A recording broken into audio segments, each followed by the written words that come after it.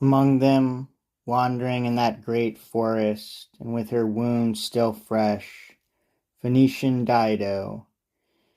And when the Trojan hero recognized her dim shape among the shadows, just as one who either sees or thinks he sees among the cloud banks when the month is young, the moon rising, he wept and said with tender love, "Unhappy Dido, then the word I had was true, that you were dead, that you pursued your final moment with the sword. Did I bring only death to you? Queen, I swear by the stars, the gods above, and any trust that may be in this under earth, I was unwilling when I had to leave your shores. But those same orders of the gods that now urge on my journey through the shadows, through abandoned thorny lands and deepest night, drove me by their decrees, and I could not believe that with my going I should bring so great a grief as this.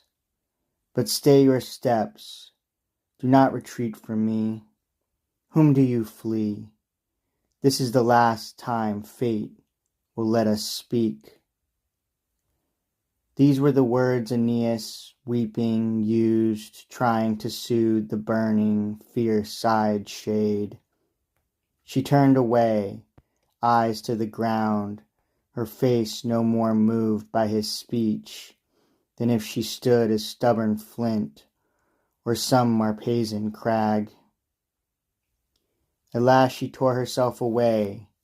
She fled, and still his enemy, into the forest of shadows, where Sychaeus, once her husband, answers her sorrows, gives her love for love.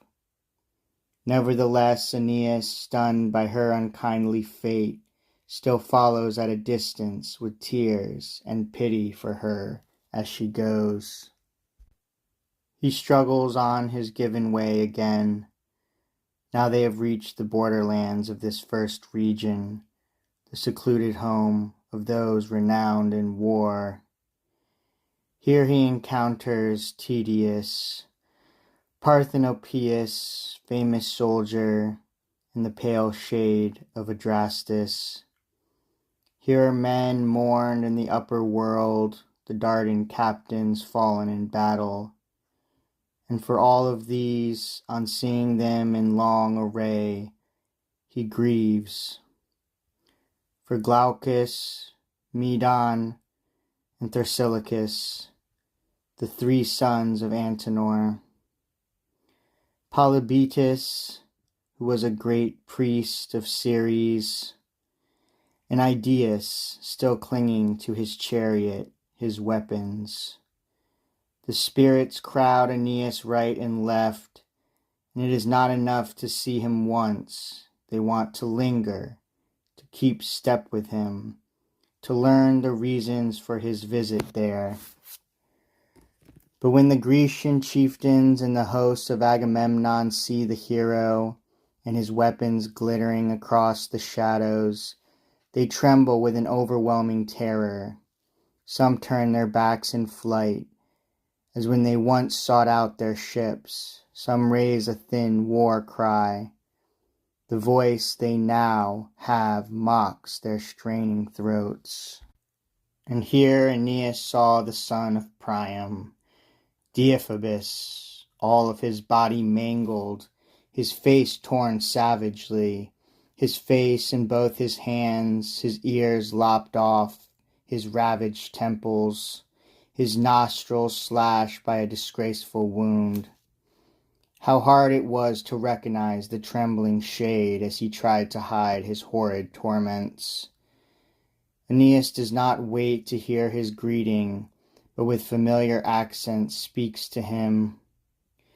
"Deiphobus, great warrior, and born of Teusa's brilliant blood, who made you pay such brutal penalties, who was allowed to do such violence to you. For rumor had told me that on that last night, Worn out by your vast slaughter of the Greeks, you sank upon a heap of tangled butchery. Then I myself raised up an empty tomb along Retium's shore. 3 times I called loudly upon your shade. Your name and weapons now mark the place. I could not find you, friend, or bury you before I left within your native land. The son of Priam answered, My friend, you left no thing undone. You paid Deiphobus and his dead shade their due. But I was cast into these evils by my own fate and the deadly treachery of the Laconian woman. It was she who left me these memorials. You know and must remember all too well how we spent that last night among deceiving pleasures. For when across Hypergamus the fatal horse leaped, and in its pregnant belly carried armed infantry, she mimed a choral dance, and shrieking in a Bacchic orgy, paced the Phrygian women.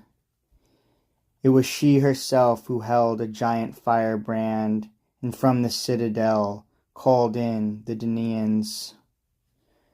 I lay, sleep heavy, worn with cares, within our luckless bridal chamber, taken by a sweet deep rest, much like the peace of death. And meanwhile my incomparable wife has stripped the house of every weapon, even removing from beneath my head my trusted sword. And she throws the doorway open, calls her Menelaus to my palace, hoping her lover surely will be grateful for this mighty favor, and her infamy for her old misdeeds will be forgotten. Why delay? They burst into my room. The son of Aeolus joins them as a companion, encourager of outrage. Gods, requite the Greeks for this, if with my pious lips I ask for satisfaction. But in turn, come tell me what misfortunes bring you here alive. Have you been driven here by sea wanderings or by warnings of the gods? What fate so wearies you that you would visit these sad and sunless dwellings, restless lands? But as they talked together, through the sky Aurora with her chariot of rose had passed her midpoint, and they might have spent all this allotted time with words, had not the Sibyl, his companion, warned him thus. The night is near, Aeneas, and we waste our time with tears, for here the road divides in 2 directions. On the right it turns beneath the ramparts of great Dis. This is our highway to Elysium. The wicked are punished on the left, that path leads down to godless Tartarus.